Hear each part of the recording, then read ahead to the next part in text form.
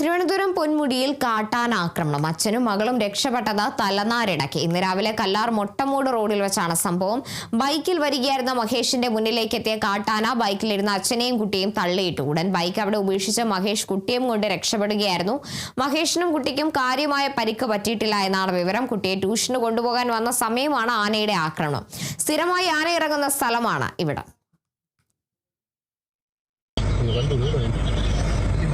ഇഞ്ഞറ്റത്ത് മറ്റേ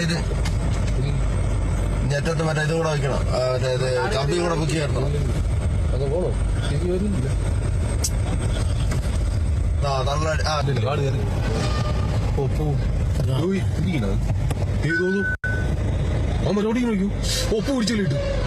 എന്റെ പൊന്നി ഞാൻ വിളിക്കാം.